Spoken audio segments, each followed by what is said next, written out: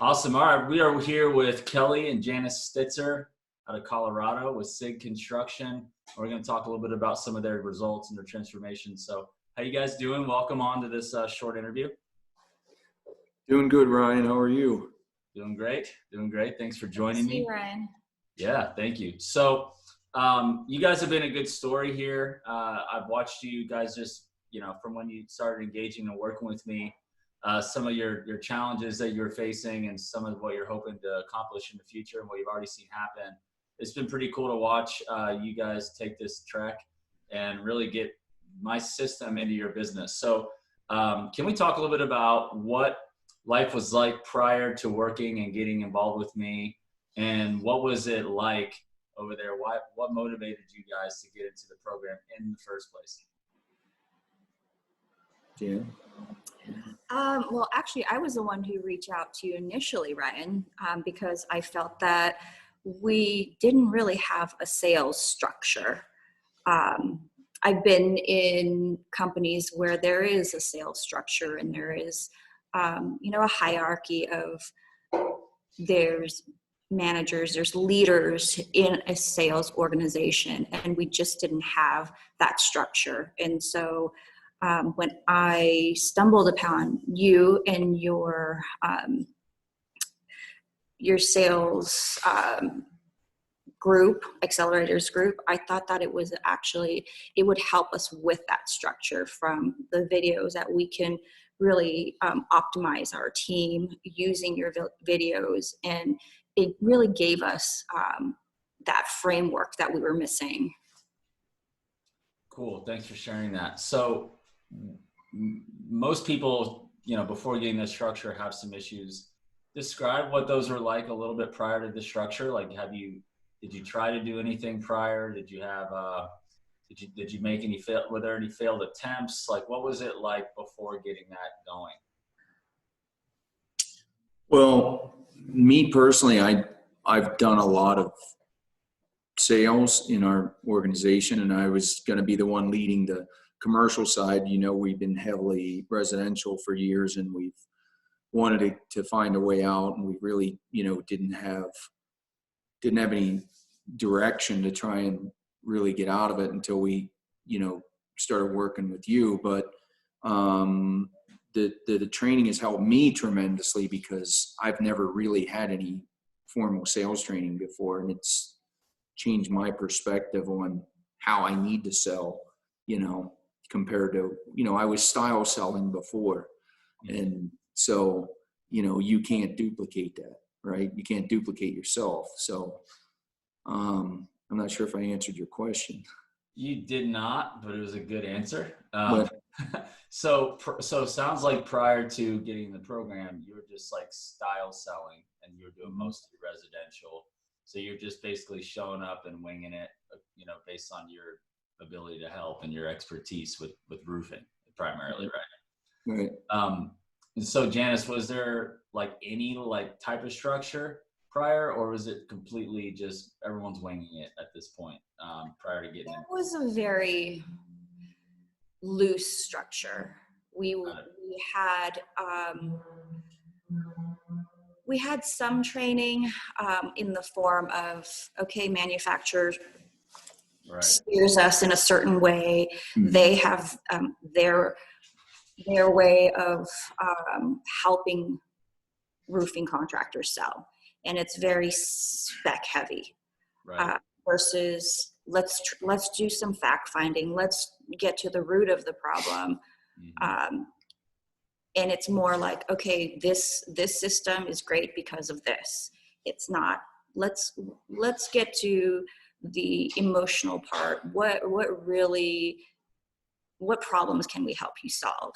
Mm-hmm. So, that's really how this industry sells, is spec heavy selling. We're giving the solution. We're starting with the solution versus let's figure out what the challenges are. Right. So since transitioning into more of this, what I call consultative approach, what's been the biggest difference with some of the performance and the overall environment with you guys since getting trained with structure and a process that supports that versus leading with spec and just style? So we. Well, we didn't have a sales CRM that we were able to start really tracking our pipeline and to really assign numbers to each project and see where we could really go all in. If we have a cold lead, a warm lead, a hot lead, to even be able to put numbers as far as, well, how much do we have coming down the pipeline? We never tracked that. Mm-hmm. And when we're able to track that and we're able to actually start hitting goals, then, that's very real to a company. Mm-hmm.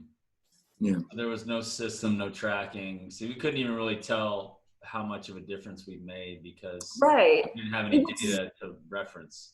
Right. We would just set some random goal with nothing really behind it. Right. You would say, oh, I want to hit 2 million this year. I want to hit 3 million this year. But if you back into it, how many sales do you need? If you're going after commercial, your average ticket, if that's 200,000, how many calls do you have to make? And that, tracking in that pipeline will really dig into that. Mm-hmm. Got it. Did you want to weigh in on that, or was that good, Kelly?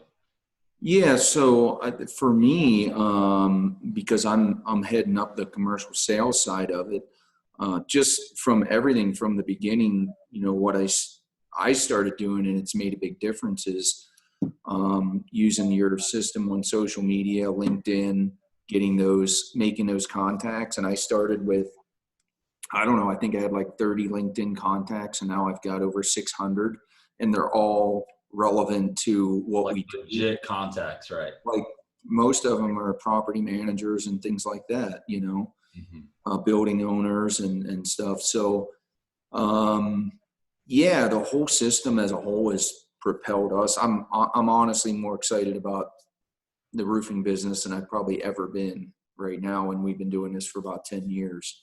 Mm-hmm. So yeah, it's just given me a lot more structure and focus, the whole system. And, again, when I'm selling the answer to somebody's problem. Finding out what that problem is and selling that answer is, the biggest difference in my selling style now. So what's that like compared to the older way you used to do it? Like what is the difference for you in numbers and feeling, all that? Well, I mean, we basically started with you a little over a year ago. Yeah. And I think our goal this year, by the end of this year, is 5 million. And that's really going from almost zero. I mean, we probably did maybe 250,000, 300,000, maybe the year before that. Yeah. So, yeah. And do you feel like your pipeline activity justifies that outcome? Like you can comfortably say that now versus you used to just hope or just have a loose target. Like honestly, the goal was never there. We have projects in the pipeline that are like 1 million. So, to even think that we could compete in that space, it's focus brings, clarity brings focus. So when we have clarity on the direction of where we want the company to go, now we can really focus in on, okay, we want to do commercial.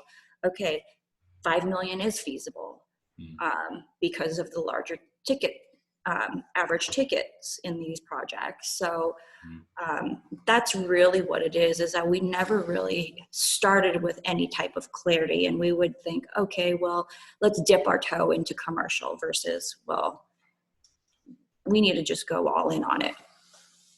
Well, to make a comparison from last year at this time, I think we probably had next to zero in the pipeline for commercial work. And this year we've got around 4 million in the pipeline right now. So we're in March right now. So, right. It's like, yeah. So I definitely think that goal is definitely achievable. Yes.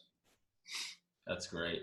And those are like qualified pipeline, that has a problem, that you're not just bidding a bid sheet, like on a bid list, right? These are No, like, these are vetted leads. I don't even put them in. I don't put a number in the CRM. I don't assign a number to that until I have that vetted, right? So a lead doesn't get a number, so it doesn't even count right.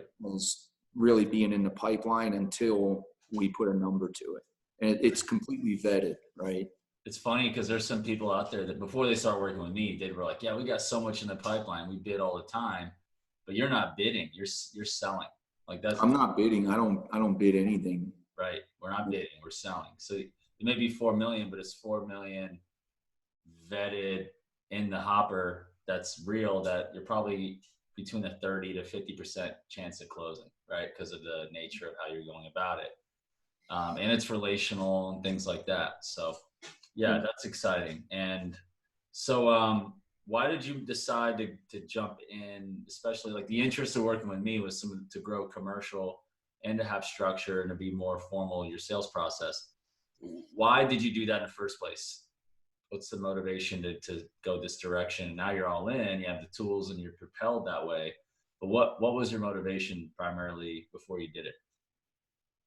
Well, the residential market in Colorado is dictated by hail.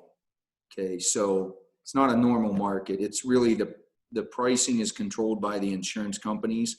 Mm-hmm. The amount of business we do every year is controlled by storms, right? If we don't have a storm, you could do 10 million last year. This year you could do 1 million.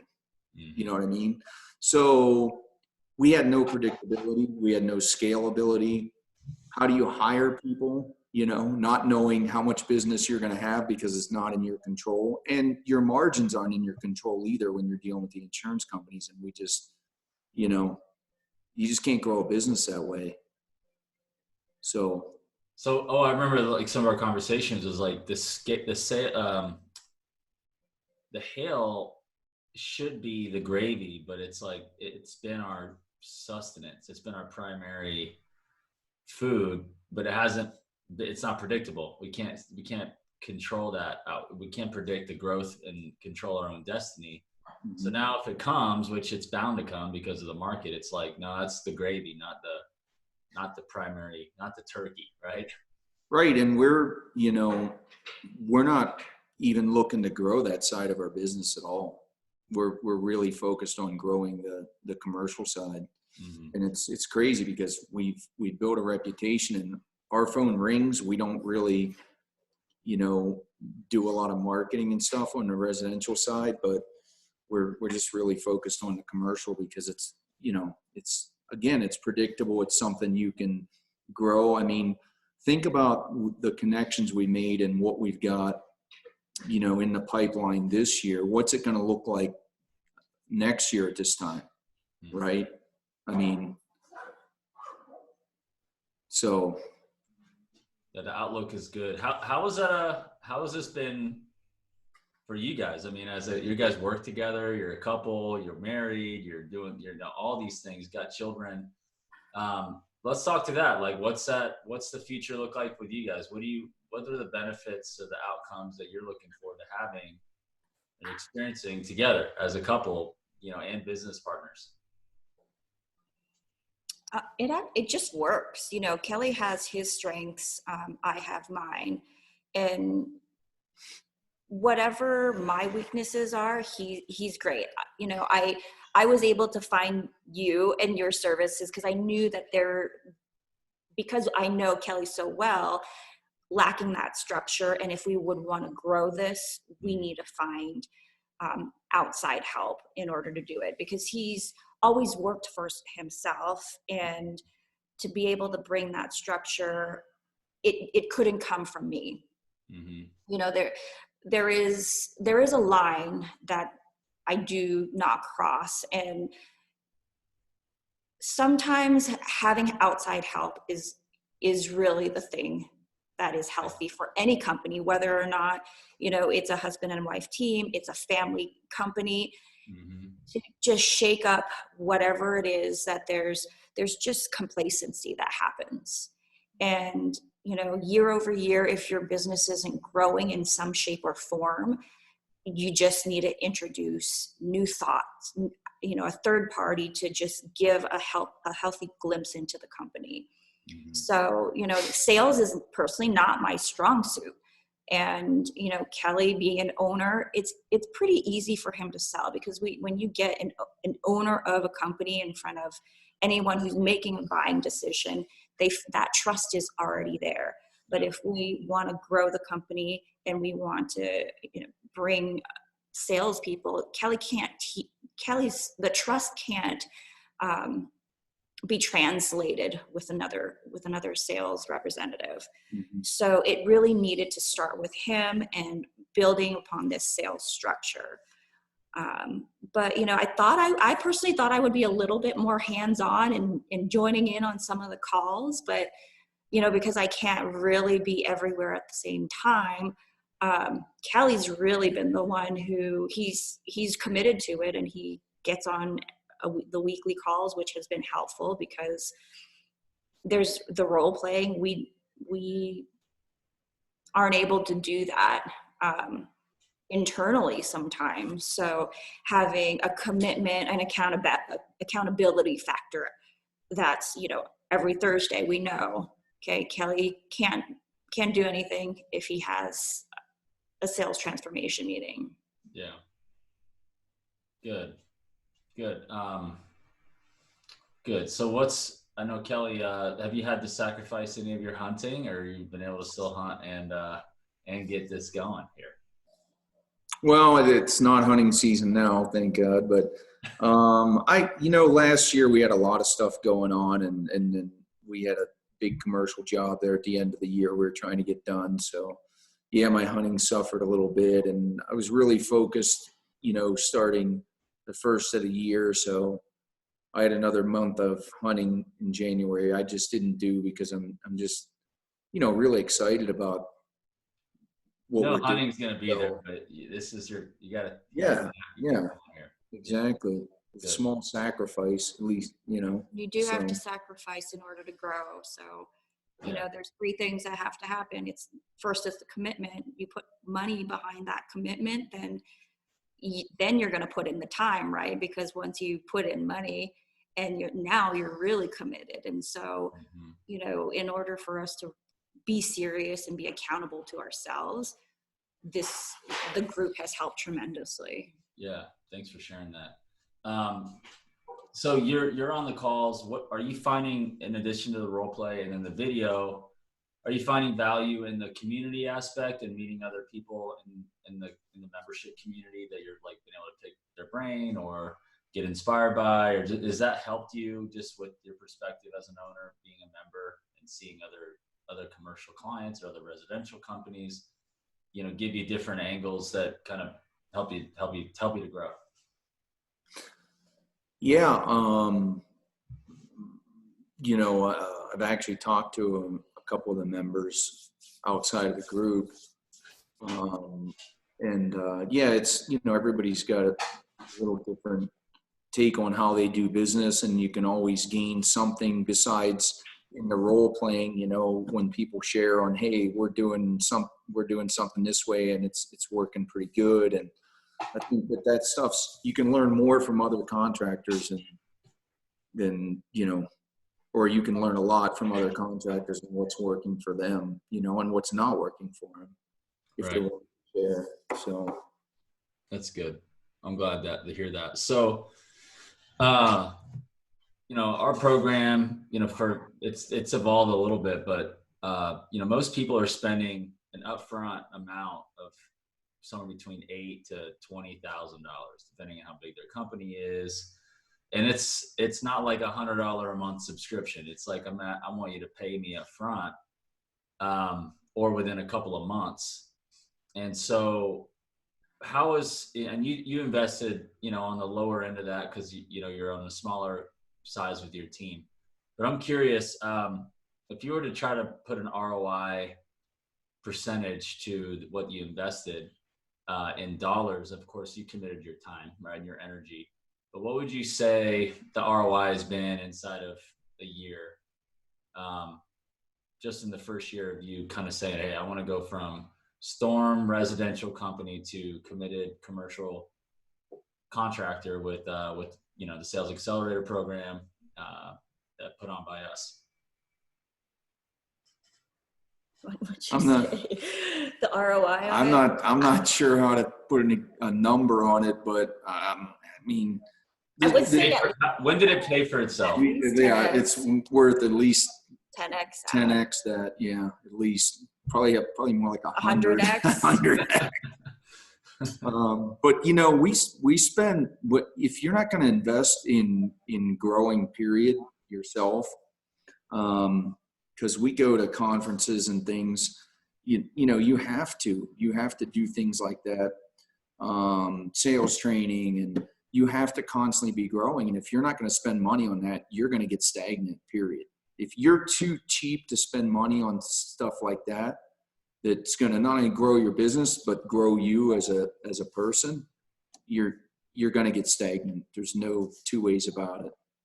And this industry is moving quickly now. It's not like it used to be. Like, people are innovative. They're adopting. They're growth minded.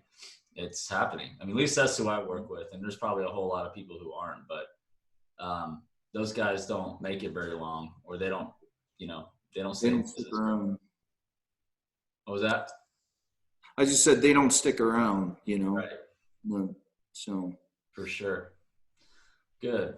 Well, thanks for sharing that. That was some good, helpful information for anybody who watches this, just kind of in your situation, especially, hey, we're in an unpredictable, storm-heavy market too. We want predictable growth. Let's focus on a B2B approach, and you're kind of committed to a niche, going all in. And I think what Janice, you commented earlier, it's really hard to, like, could you imagine saying, hey, sales guide 1, 2, and 3, go through Ryan's course and you better sell? Like, how that probably would have flopped, right? Right. Mm-hmm. So what had to happen was, from the inside out, you guys had to commit. And mm-hmm. you're like, hey, if I bring somebody on the team, they're going to follow because you're bought in yourself, or else you can hold them accountable, right, to something. You can coach them to something. Oh yeah.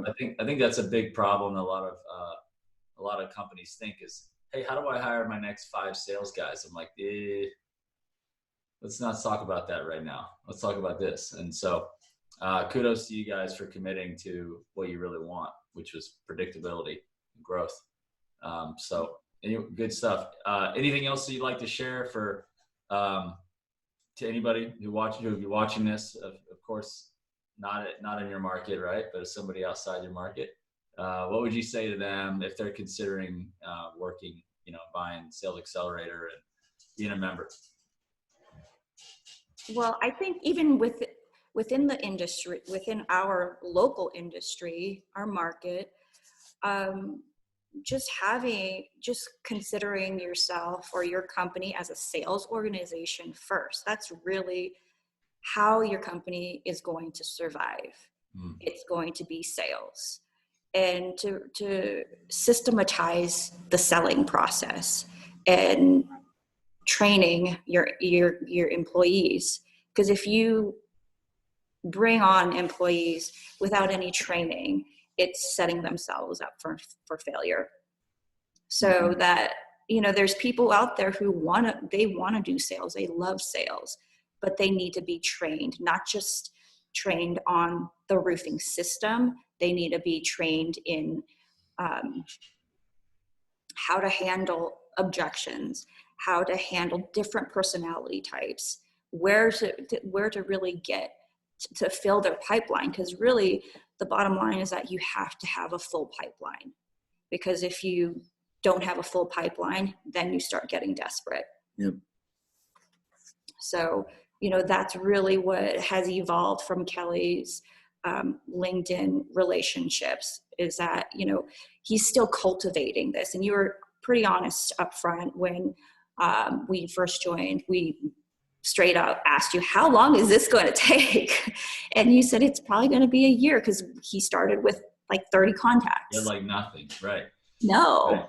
And we're still cultivating, and Mhm. it takes time. It does take support, and it takes time to really, get those connections going and posting weekly at least. So, Because it's not a shortcut. I mean, it's an acceleration, but it's not a Mhm. shortcut, right? Like Right. it's like, what's the out, because the outcome you want is like a predictable, consistent brand that is a sales organization that happens to do whatever type of roofing and construction, right? So you're building a foundation, but it's accelerating the foundational building process, right? Because it's not like a quick, hey, step in, make money really quickly. So yeah, it's going to take some time, but you're building it on the right foundation that's going to last, not a house of cards, basically. Right. But really, a year or 2 years in business is a short period of time if you think about it. Especially if, I mean, we're essentially, it's really a new business. It's a whole different business for us. You know what I mean? So it's almost like starting a whole new business. So a year or 2 years, 2 years to go to 5 million is pretty short, I think. Definitely. Good to hear. So as long as somebody's committed, they're not thinking this is a 2 month process, but a year, they see that and they have that right perspective, they can successfully transition if they do the work. But you're doing the work, putting in the time. Good. Well, good stuff. Thanks for sharing that. Yeah, well, this is helpful. I think this gave me the information that I was looking for in the interview. And I think last thing is, what's the outlook look like in the future? Like what when you say I'm excited more than ever, what is it that you're like, this is what excites me in the future here? And you could get into, to share how you share about that for a minute. Well, I just think that, with the predictability now, I mean, honestly, we're setting goals, years out of something that I don't even know how we would have ever achieved those numbers. You know what I mean? But now I see a legitimate path to 20 million. You know what I mean? Right. Like legit, like you're like, am I saying this? Yeah. Like how I can say that and feel, and seriously, I believe that we can do it, in not that long of a period of time. Could we have done that in residential? I mean, I wouldn't want to do it again, because if I don't even know how you do it, really, to be honest with you. In a store market, I don't know how you with do insurance controlling your margins. I don't know what that path is. I really don't. So this is our path, and it's like I said, it's exciting because we actually have a path we're on. We know what we have to do to get there. So good. Great. Good. Well, thanks, guys. Appreciate you very much, and glad to be on your team, and vice versa, I hope. So. All right. See you tomorrow. All right. I'm ending this thing. Adios. Right.